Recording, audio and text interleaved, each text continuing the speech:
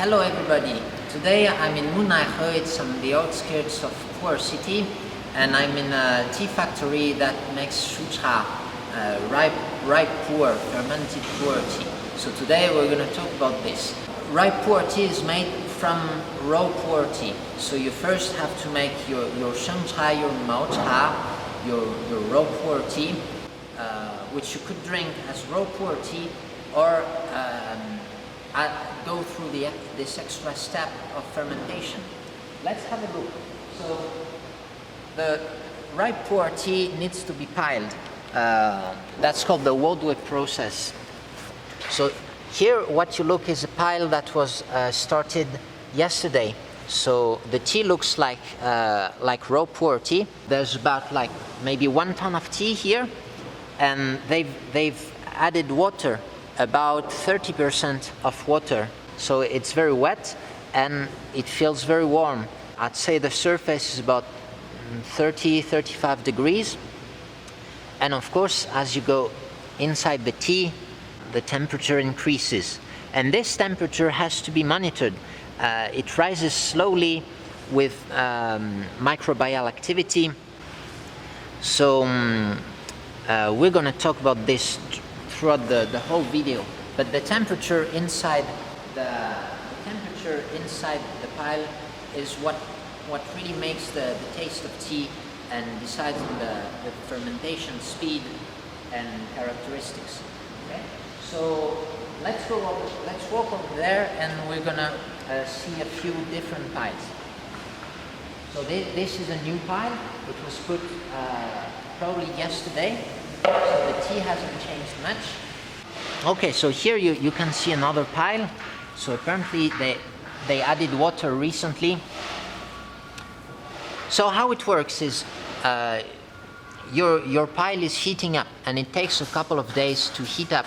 You monitor the temperature, and when it's too hot, like when it reaches above 65 degrees, you need to turn it. Otherwise it's going to heat up too much and you'll end up with bad taste.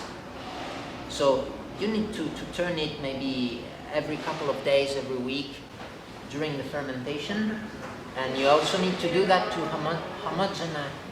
homogenize the batch. Okay, in this pile we can't see. So this pile, it feels quite cold here, and but here it's hot because they added water. So of course the heat comes with water. They spray water to add some microbial activity. Let's check another pile over there. That piling process can last between 20 and 70 days, depending on your parameters and how much fermentation you want in your tea. Nowadays, those lowly fermented teas are quite popular. Usually they come out of the pile with a strong fermentation taste, but since they still have some potential to age, it usually gives a better tea after a couple of years. But you can't really sell it right away like a highly fermented tea. And of course it really depends on the taste of the customers. And recently the trend is to make like lighter fermentation than before. So this is my friend's pile. It's been fermenting for about 33 days, I think now. So you can see that here the tea doesn't look like raw Pu'er anymore. It looks much more like a finalized ripe Pu'er. And so we could stop the fermentation at this point if we wanted a really lowly oxidized tea, but he decides to keep going with this fermentation. What can we see here? Oh, so on different layers you have, so he just turned the pile, so maybe it's a bit hard to see, but on different layers you have different kind of microorganisms that develop. Typically you have very dark fungi that develop on the surface. Then when you dig in a little bit, you'll come across a white layer, which is another kind of mold. And then when you come inside where the temperature is even higher, then you get probably more bacteria than fungi, because there's a higher temperature and humidity which favors the development of bacteria instead of mold. But I'm not sure about this. There might be a lot of mold, it's just that it's not visible. So okay, inside maybe it should be about 50 degrees. And so usually you use a thermometer that you plant, you stick into the pile to consider to see the temperature inside. Okay, and so that temperature will increase over the days. The more water you put, the more rapidly the temperature increases, because water enhances microbial activity. So you have many parameters that you can control when you make fermented tea. You can put more or less water, you can turn the pile more or less often. So if you don't turn it often, that will allow for a higher fermentation temperature in the center of your pile. In this pile, if you zoom in here, what you can see is little dots on the leaves, and that's also a kind of fungi. So, and then if you dig in, you see about 5 to 10 centimeters under the surface, you have that white layer, okay? So that white layer has a moldy taste, so it's also important that you turn the pile so that you mix that white layer and you don't allow them to consume all the material in the tea. And in the end, you won't have a moldy taste if you mix it often. Well, if you were to brew only that white layer, that will have a very moldy taste. And if I dig even further in the pile, so it's hotter and hotter, and then, so you can see that's kind of, there's smoke coming out. Actually, it's not smoke, it's just spores that are produced by the microorganisms, and that's how they spread. The leaves inside the pile don't have apparent mold on them, but you can see that they are releasing that kind of smoke, and it's because it's mainly spores, I guess. Yeah, it's spores that come out. So you have some invisible mold and bacteria inside. And so the further I dig in, the more moisture you have in the leaves. Okay, you can see that these leaves are very moist, and the higher the moisture content, the more likely the bacteria, the more competitive the bacteria are.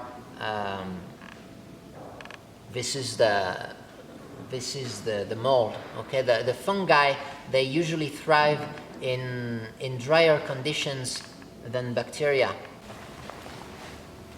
So typically what will happen is the guy who's in charge of the fermentation will come every day, check the temperature inside, check how the temperature evolves, at what speed it changes, and he will make the decision of either like moving the pile, like shuffling the leaves, or adding water.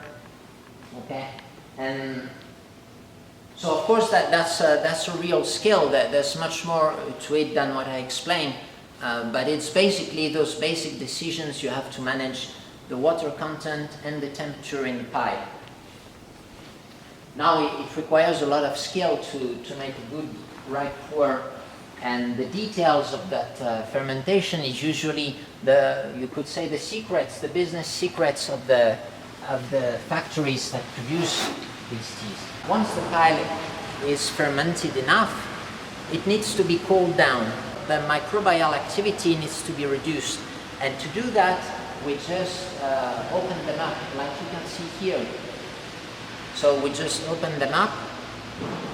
So at first we'll make some trenches so as to increase the contact surface and allow the temperature to decrease and the microbial activity to decrease quite quickly.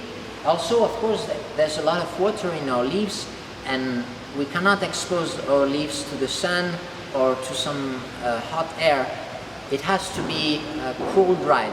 Cool dried means you just a bit like white tea, you just leave it in a shaded room for a couple of days and it will dry slowly. So typically that step, so what we just saw is the wodui process, the piling process, and now is the tanliang process. It means you just refresh the leaves, you let them cool down. So you pile the tea in the form of trenches, just like you see on this picture.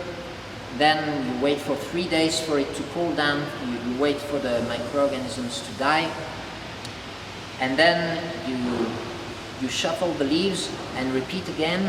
And then at some point, when you feel the microbial activity is reduced enough, then you will just spread them flat and thin over a large area to achieve the cool drying and achieve killing all those microorganisms that you don't need anymore.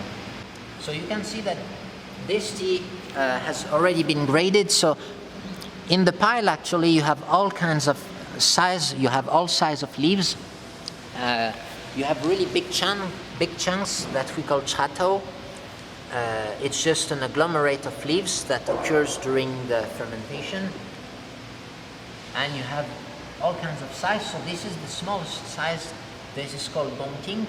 And those are sorted, usually that ripe pu'er is sorted in a machine just after it's been dried. So that's how it goes. You pay the factory for the fermentation service and sorting and grading service. So like you give them 1 ton, and what you get back is several grades of your ripe pu'er. So this is the traditional technique. The traditional technique requires usually at least 1 ton of material to make sure that the fermentation goes well, to make sure that the temperature can rise and microbial activity can develop. But nowadays they also make smaller batches. Like you can make ripe tea with as few as like 20 kilo.